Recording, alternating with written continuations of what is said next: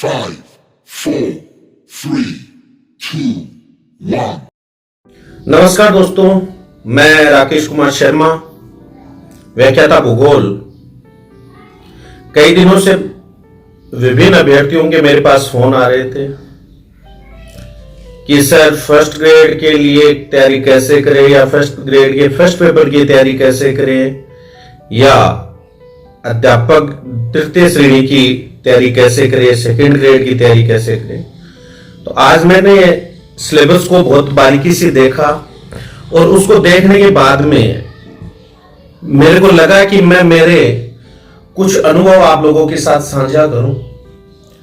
एक बात हमेशा ध्यान रखना, एक बेहतर रणनीति स्ट्रेटजी आप लोगों को सफलता के बहुत नजदीक ले जाती है। ऐसे नहीं होना चाहिए कि यदि बिना रणनीति के आप मैदान में उतर रहे हो तो ये आपकी बहुत बड़ी कमी होगी। हालांकि मैं नहीं कहूंगा कि ये आप सफल नहीं होगे।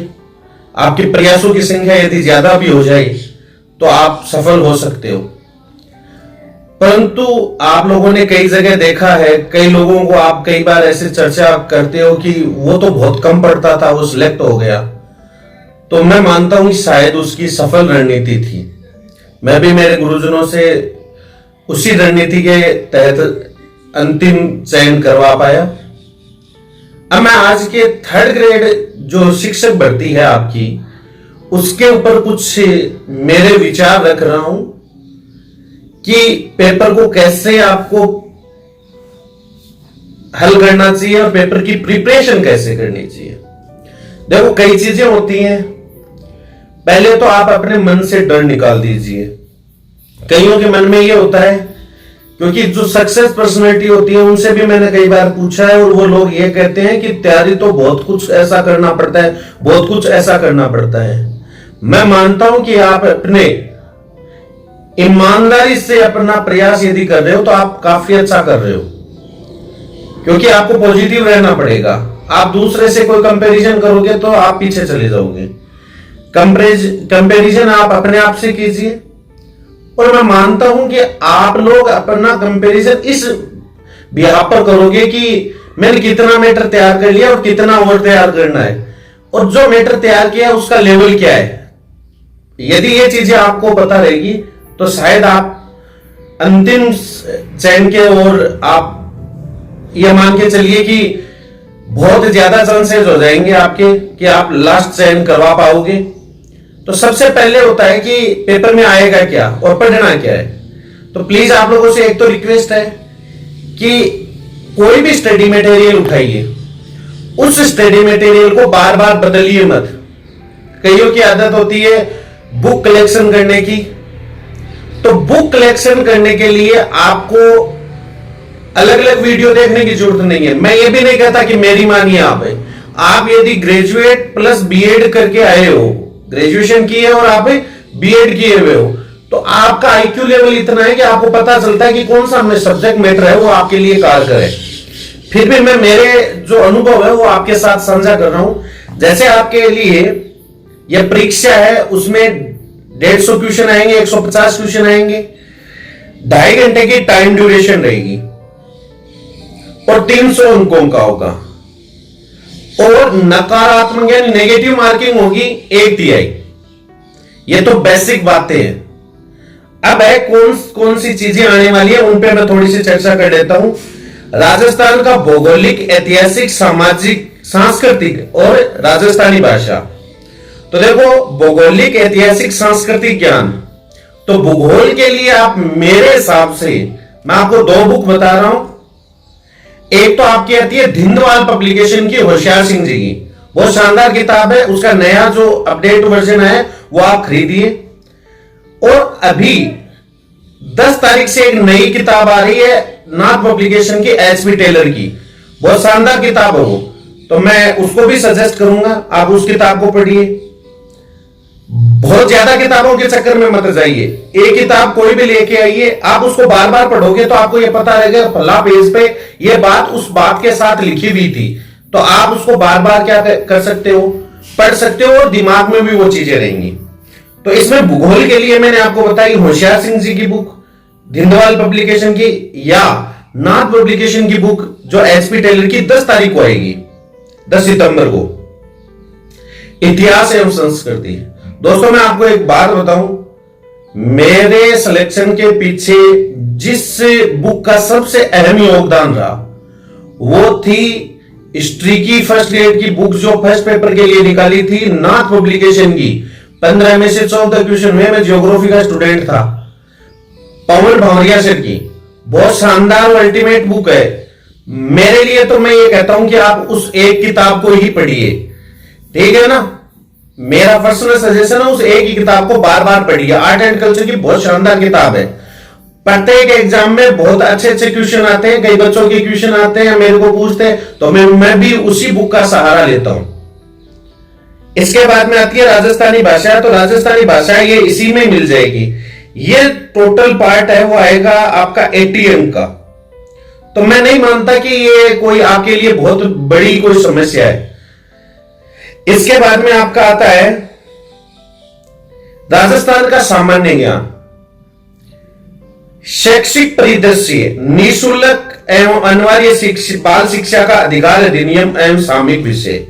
दोस्तों मैं इसमें आपको बताऊंगा कि जो राजस्थान के प्रतीक चिन्ह वगैरह सामान्य ज्ञान है, यह सामान्य ज्ञान के लिए आपको कोई भी गाइड मिल जाए उसमें ये चीजें प्रारंभ में दी हुई मिलेंगी।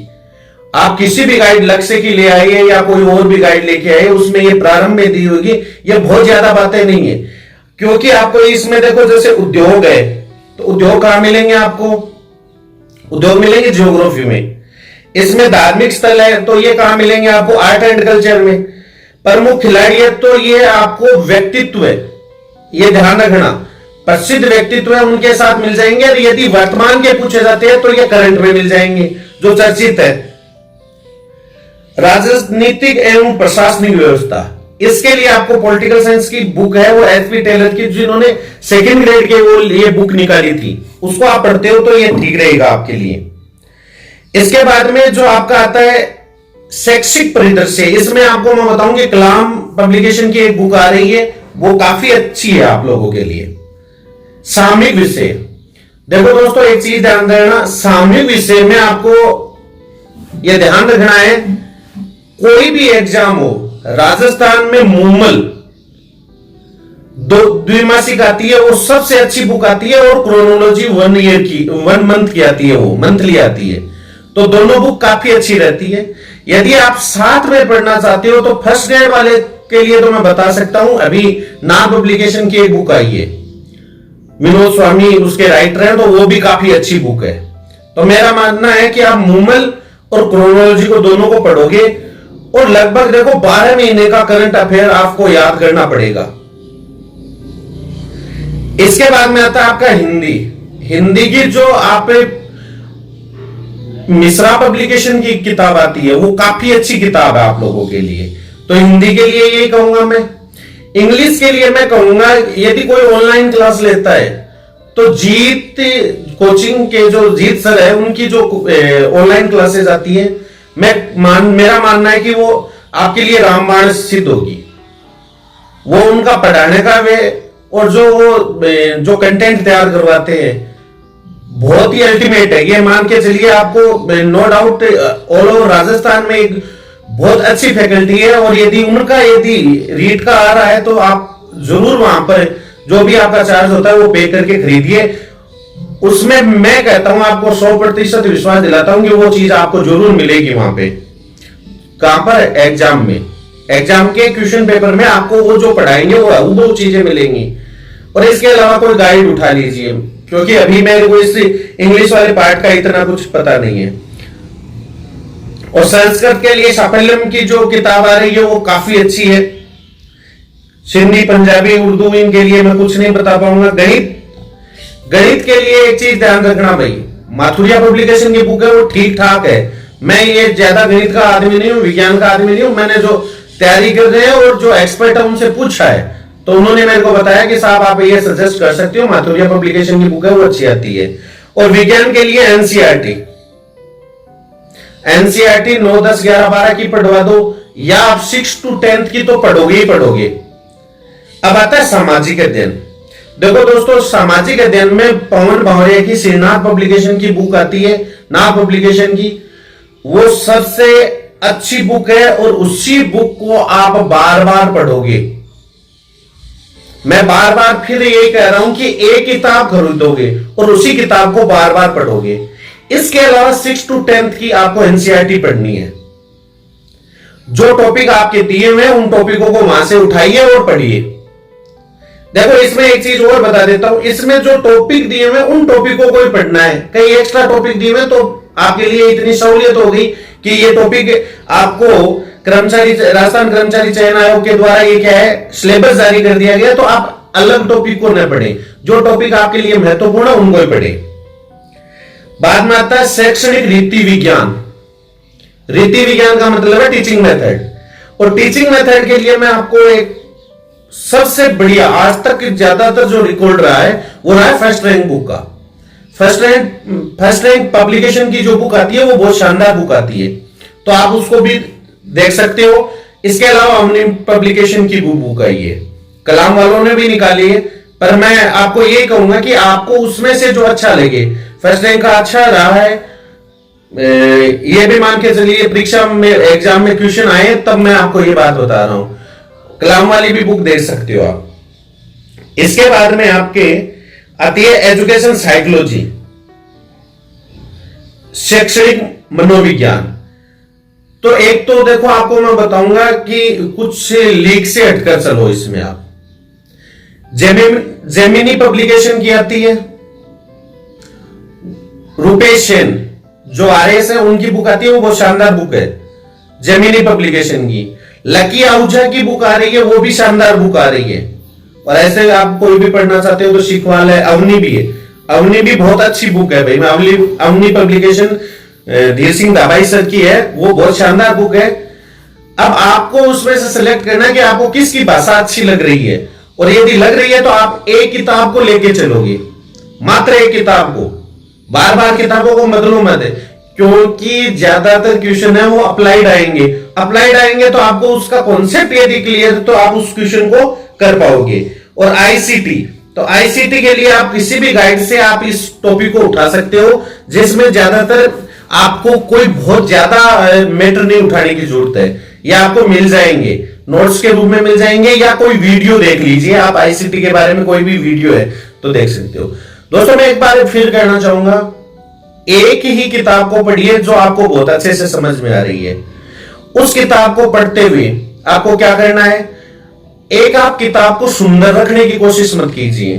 किताब में जहां आप क्या करते हो, आपकी एक बहुत बड़ी आदत होती है, आप अंडरलाइन नहीं करते, अंडरलाइन कर दिया करो, रजिस्टर में अंडरलाइन कर लिया, तो अंडरलाइन करोगे तो दोबारा जब आप किताब खोलोगे तो उस पेज पे जो आओगे तो 5 या 6 जगह आपका अंडरलाइन किया हुआ मिलेगा। इसका मतलब ये तो सबसे इंपॉर्टेंट बात है, तो वो तो हम मतलब बहुत मिनिमम टाइम में आपके क्या रिकॉल हो जाएगा, और रिकॉल होते ही आप आगे बढ़ जाओगे, तो ये एग्जाम में बहुत सार्थक होता है। तो दोस्तों 6ठी से 10वीं तक की एनसीईआरटी की बुक आपको कंपलसरी पढ़नी है। इसके अलावा आपको एजुकेशन साइकोलॉजी में जेमिनी पब्लिकेशन है, लकी आहूजा है, अवनी पब्लिकेशन है, वो भी शानदार प्रयास है। करंट अफेयर्स के लिए आपको मैंने बता दी मूमल क्रोनोलॉजी या आप नाथ पब्लिकेशन का, जो फर्स्ट ग्रेड वालों के लिए तो वो अच्छा मैटर है, और फर्स्ट ग्रेड का कोई मैटर नहीं होता, वही मैटर आपके रीट में इसमें 3rd ग्रेड में आ सकता है। तो मैं ये सोचता हूं कि आप वो भी पढ़ सकते हो। इसके अलावा आपके लिए हिंदी है, जो मिश्रा पब्लिकेशन की बुक आ रही है वो बहुत शानदार बुक आ रही है। इंग्लिश है, कोई भी गाइड से पढ़ लीजिए या ऑनलाइन क्लास ले लीजिए जीत सर की, बहुत अच्छी। इंग्लिश के स्टूडेंट के लिए तो मैं कह रहा हूं, यदि किसी के पास ये सूचना नहीं है या ये समझते नहीं हो तो आप जीत एप्लीकेशन को डाउनलोड कर लीजिए, ऐप को डाउनलोड कर लीजिए, और वहां पर आप जाके क्लास लीजिए, जो डेमो क्लास है, आपको पता चल जाएगा कि क्या क्वालिटी है। इसके अलावा आप लोग लगातार पढ़ रहे हो, आप अपने आप पर विश्वास कीजिए, कौन कितना पढ़ रहा है, क्या पढ़ रहा है, उससे ज्यादा नहीं। कोई कह रहा है मैं ये किताब पढ़ रहा हूं, दूसरे दिन वही किताब उठा के ले आते हो। तो मेरा आप लोगों को एक ही कहना है कि आप लोग एक तो किस्मत के भरोसे नहीं बैठोगे, हार्ड वर्क कीजिए। भाई किस्मत तो उनके भी होती है जिनके हाथ नहीं होते। अरे सफलता उन्होंने भी तो प्राप्त की है। कई लोग हैं वो क्या है, कई तरीके के विश्वास करते हैं।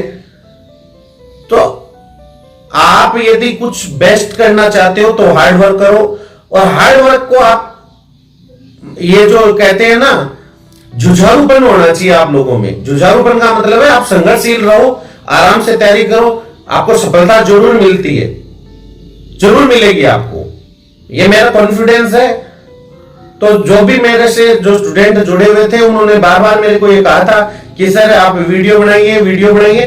तो नेक्स्ट वीडियो मेरा जो आएगा वो आएगा आप लोगों के लिए फर्स्ट ग्रेड फर्स्ट पेपर का। उसके बाद में एक मैं ज्योग्राफी के लिए वीडियो डालूंगा, क्योंकि मैं आपको बता दूं कि मैं कुछ ऐसा कोई बहुत ज्यादा इंटेलिजेंट आदमी नहीं हूं।